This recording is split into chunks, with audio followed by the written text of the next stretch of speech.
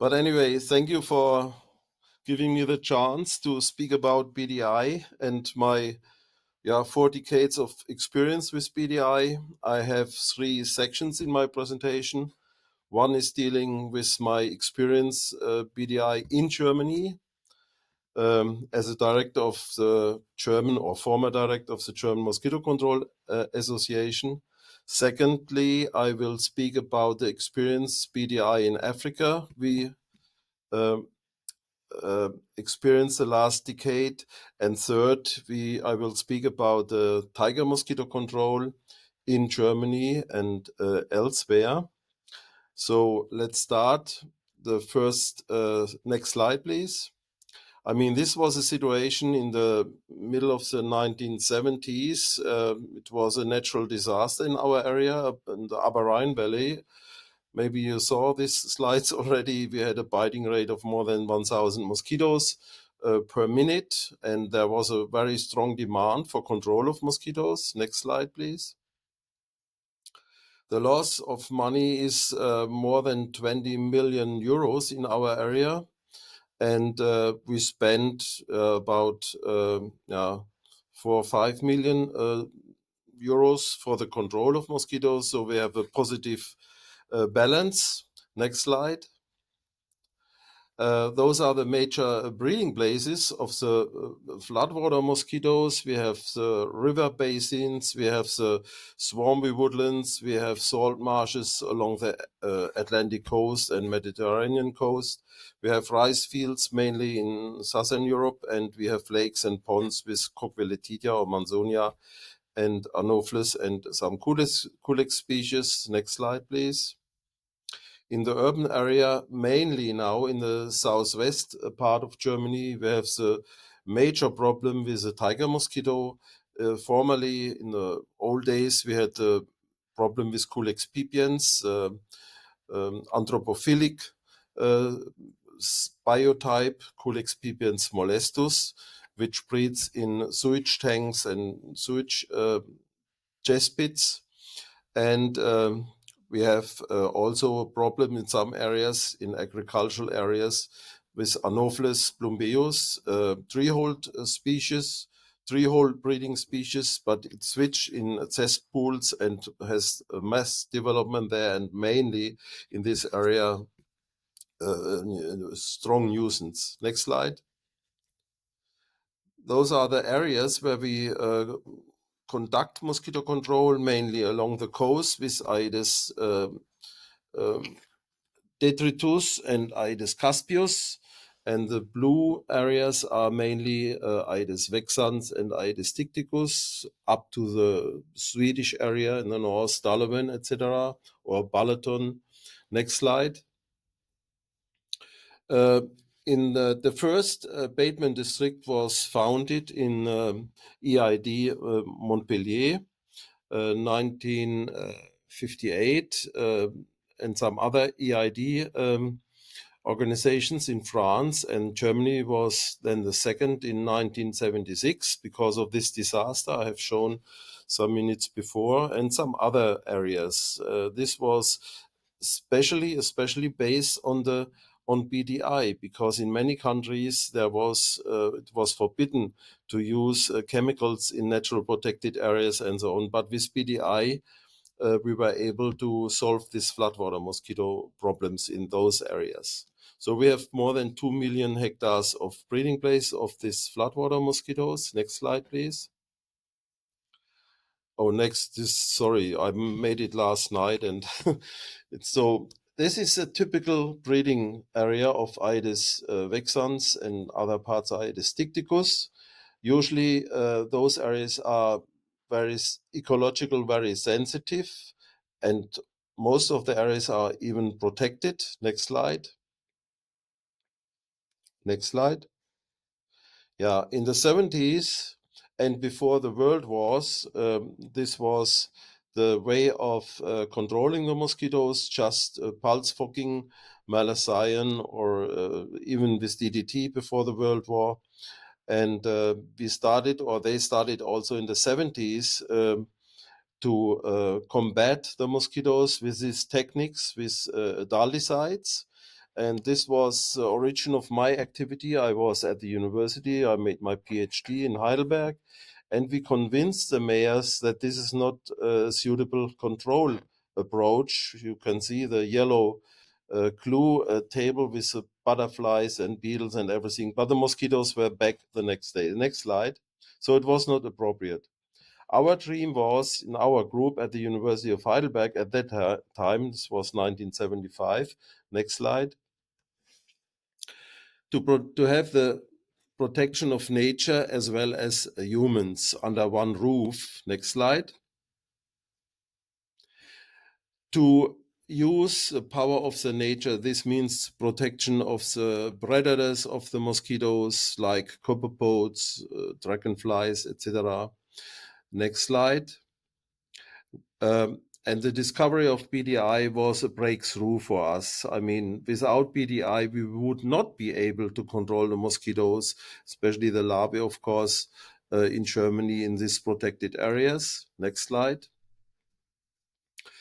We tackle one mesh in the ecological system. This mesh stands for the mosquitoes, and we would like to protect all other meshes in this web.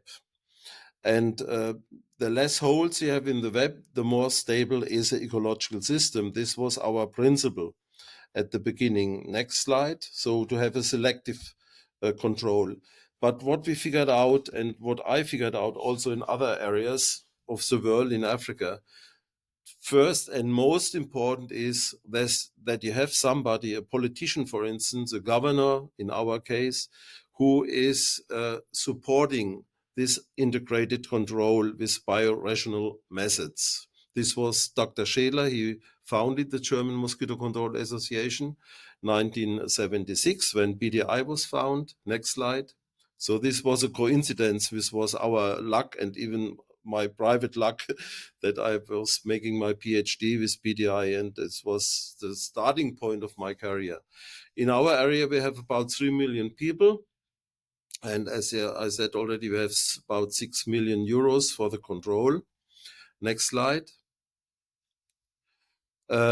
We use solely BDI in some parts, Lysine Bacillus products, and we conduct also environmental management, water management, to create ditches that fish can invade in the flooding area. Next slide, please.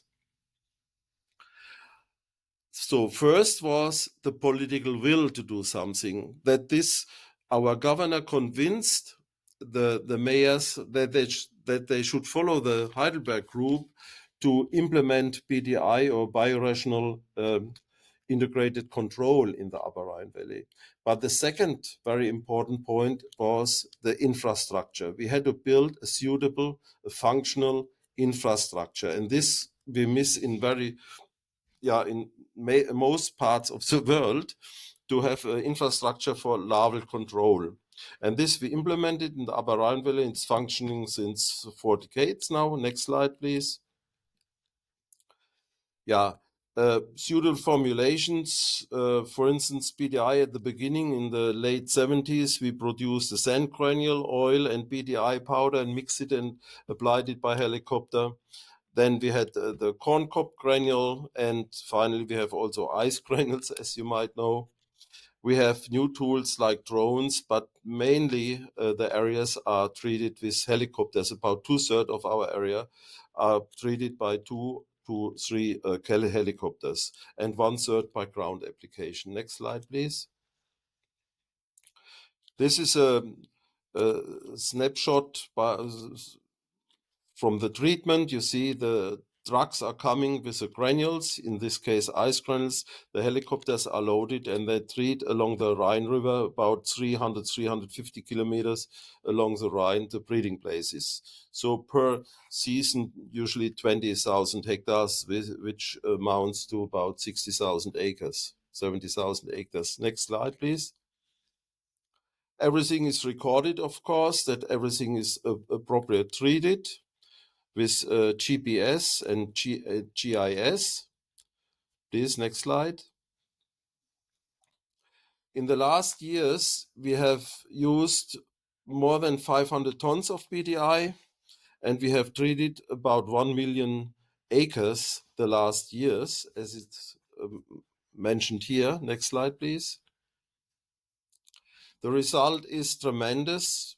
The last decades, we have no nuisance, no major nuisance of mosquitoes. Of course, we have some mosquitoes left, of course, but this we can prove by this by employing these EVS traps.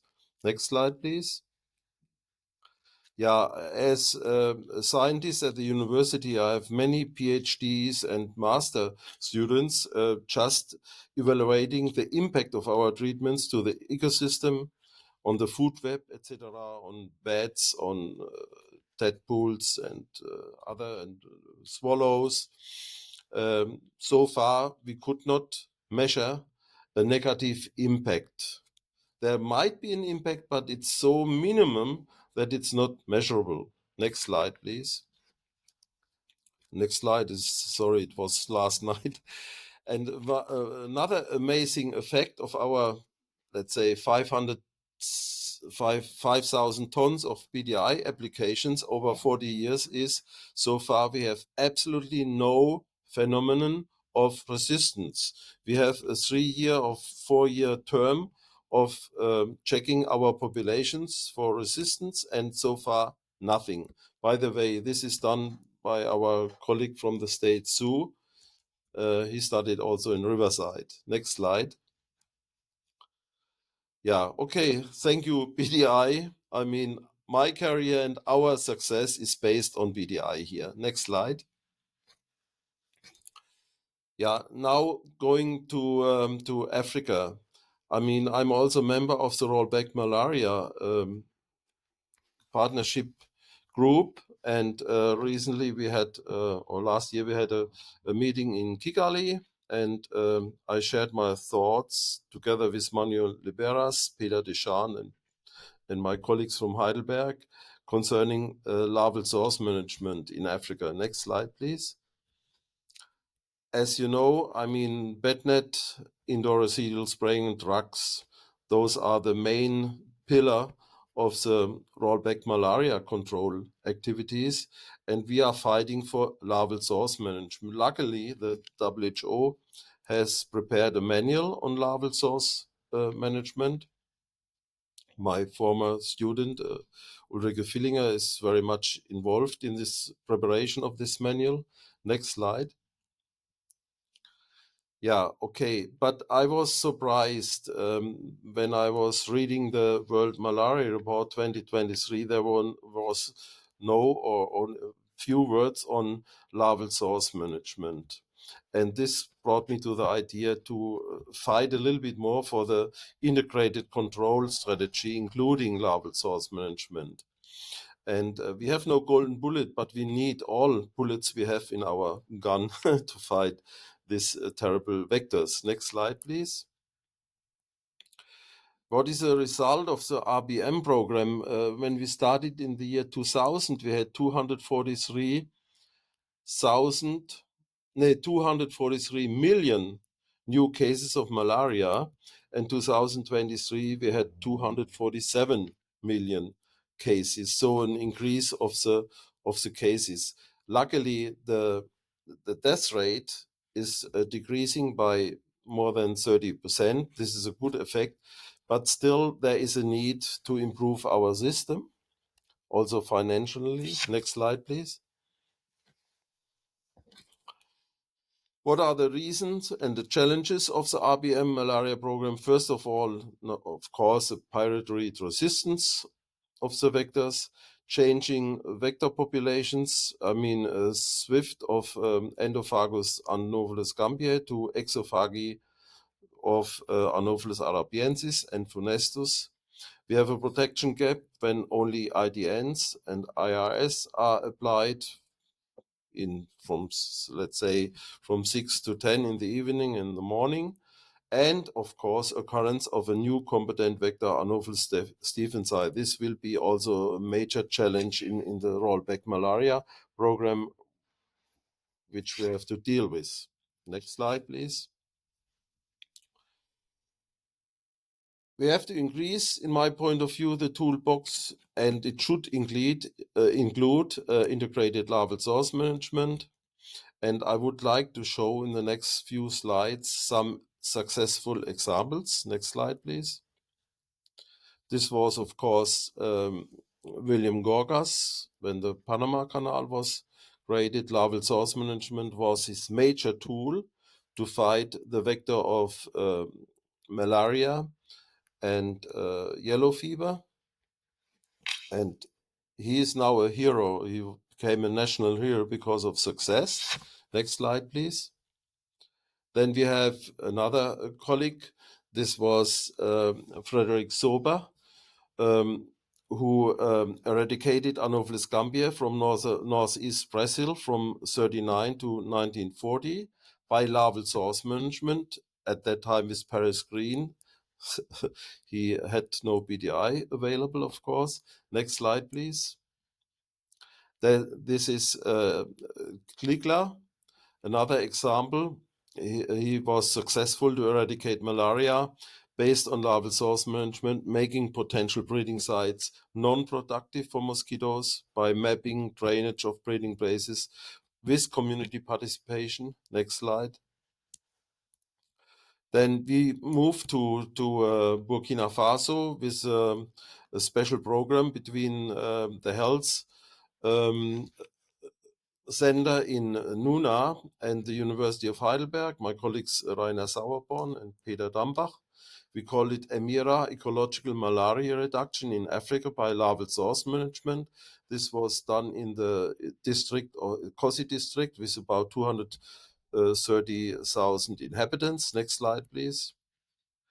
And we transferred our knowledge from the Upper Rhine Valley to this district. We selected 126 communities there, and we clustered them in untreated or in communities where only the WHO principle was realized. And then we had 42 villages where we treated all breeding places, and another 42 villages where we treated only the breeding place which we identified with a satellite. Next slide.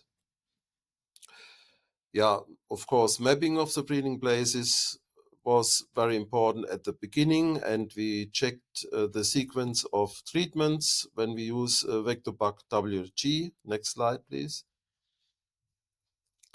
The treatment had to be done each second to third week. So we used 300 grams per hectare at each 10 days. And we trained 160 people in this 84 villages where we had the treatments. Next slide, please.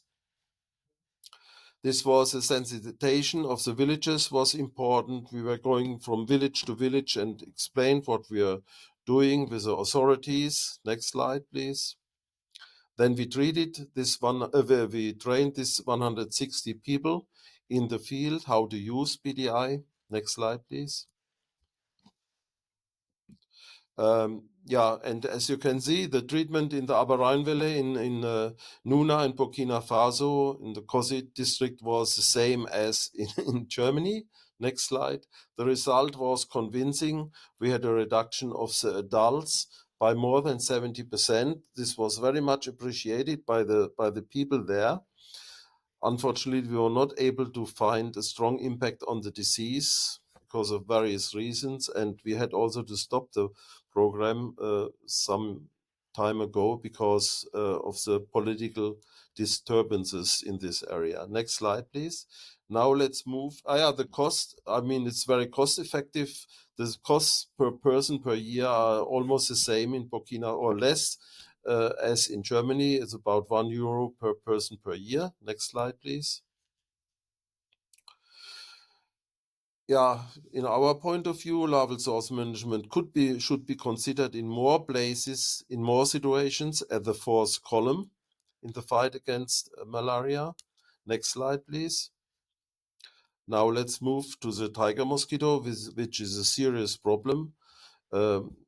This evening I have again a meeting with the mayors in Heidelberg and the authorities. the fight of this beast is very expensive for the communities. Heidelberg, a city of about 200,000 people, spent 800,000 euros last year for the fight. So I will explain a little bit about this. Next slide, please. Here you see the development of the species in Germany. I mean, we had the introduction of the species 1990 with used tires to Italy, and it spread very quickly in Italy and along the coast of the Mediterranean Sea. And it was first detected in Germany 2007 along the highway coming from Italy, most probably introduced by as blind passenger by a car. We employed these ovitraps along the highway. And the first mass development was 2014 in Freiburg. It's in the southern part of Germany, of Baden-Württemberg. And this was a special location. Each day arrived six trains with 24 trucks on a location there, on a train station in Freiburg. And close was an allotment garden.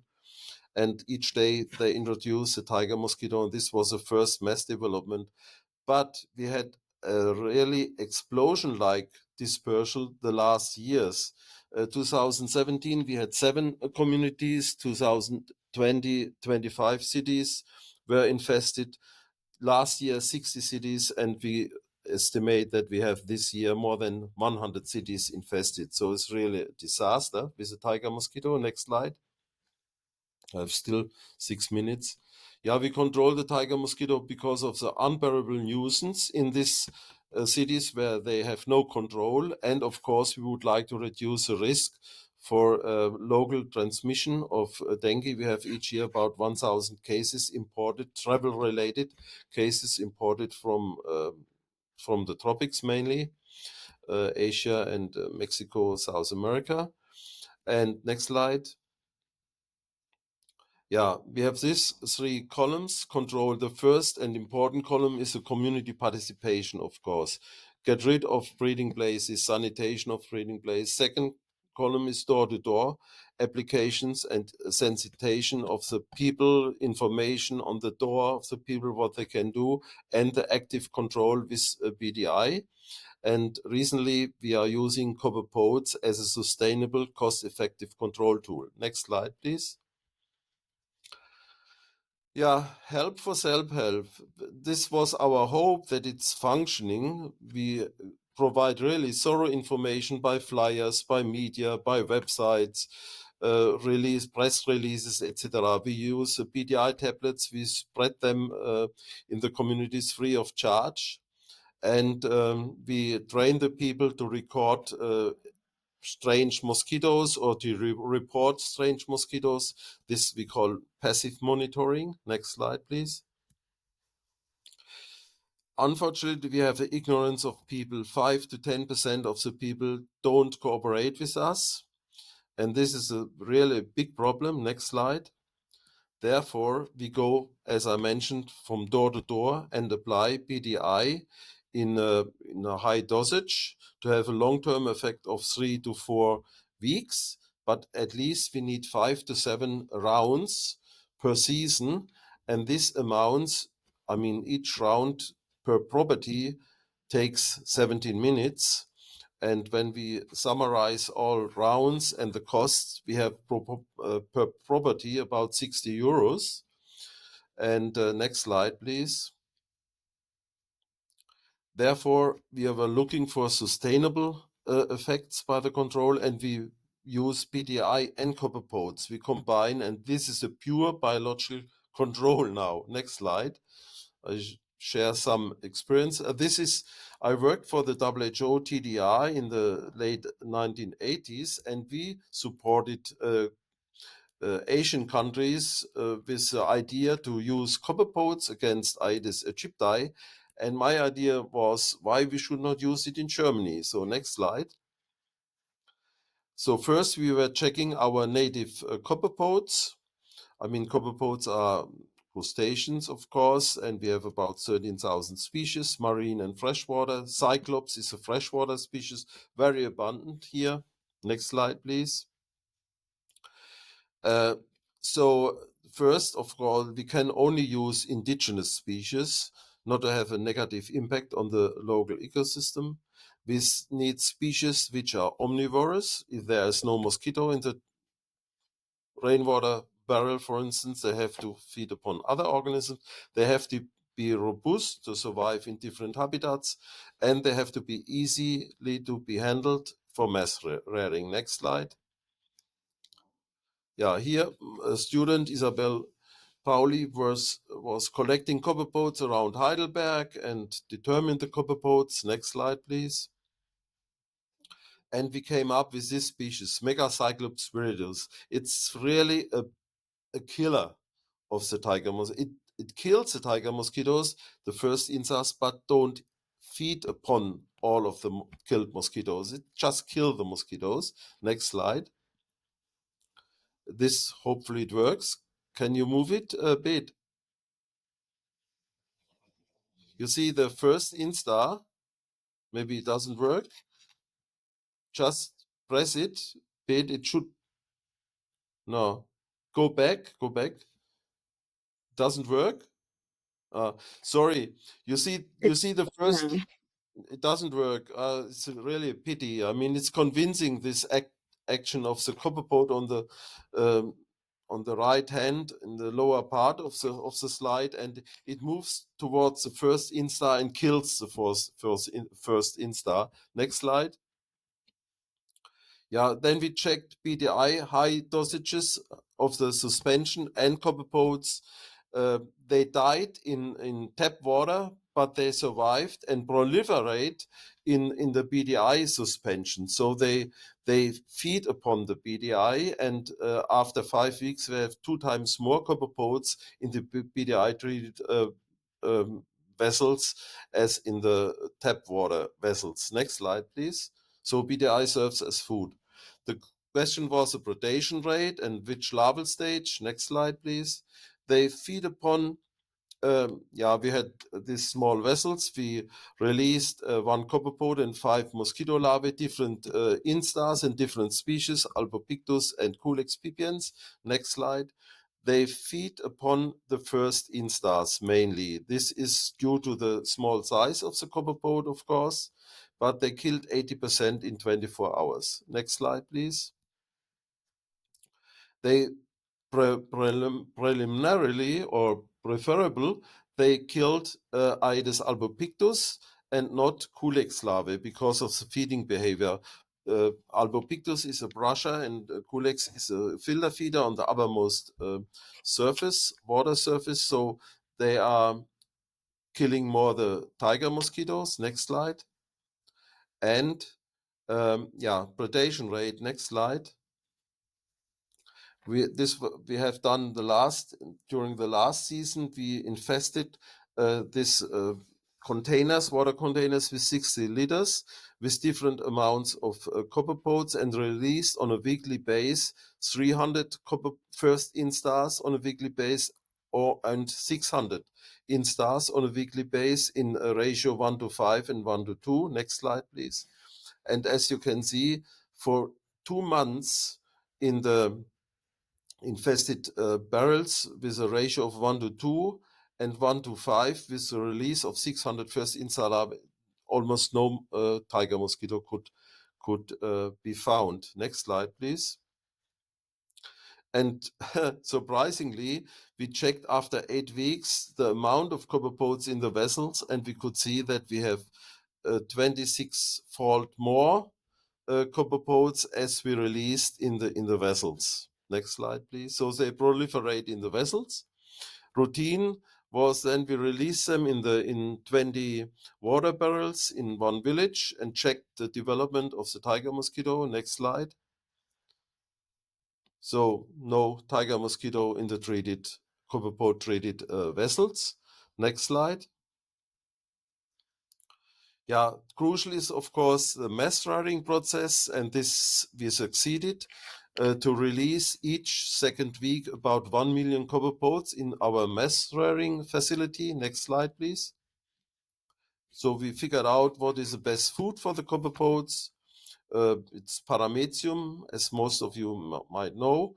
We rear the paramecium with wheat for 2 weeks at 24 degrees. Next slide, please. We used also special water, osmosis water, with a special apparatus that we have a standardized rearing water. And we use these aquariums with 100 liters. We release 5,000 copepods.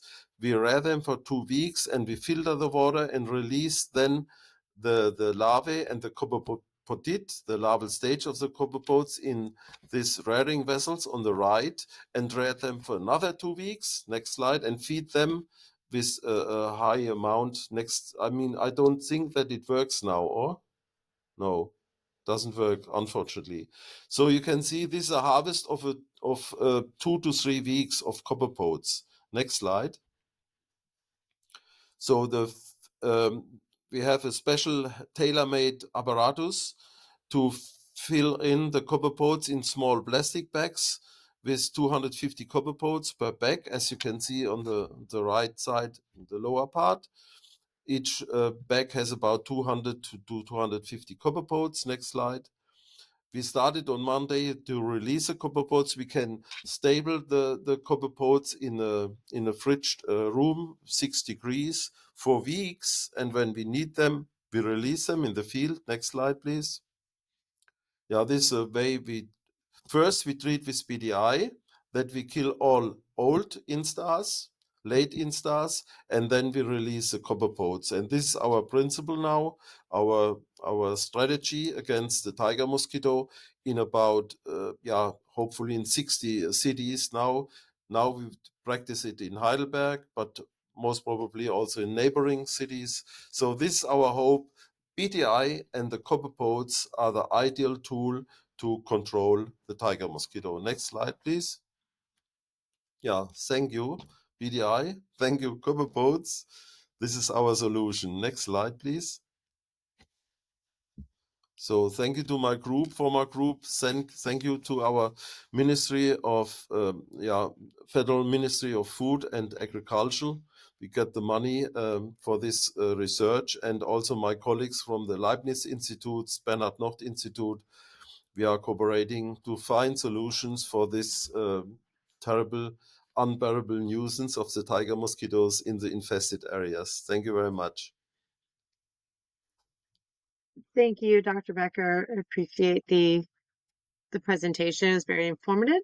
Does anyone have any questions for Dr. Becker? If you do, please put them in the chat. We have 1 or 2 minutes. Yeah, Beth, can I add something?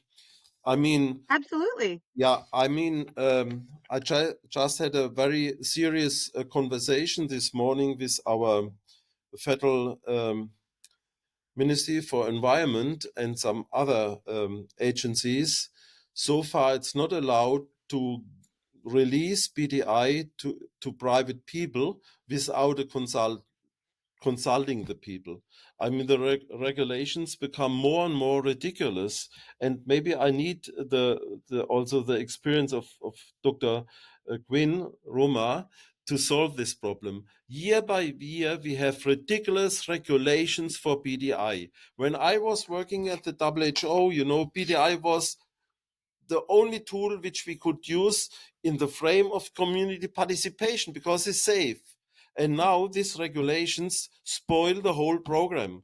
Yeah, I cannot go to each person who is buying, for instance, BDI for the control of the container breeding mosquitoes.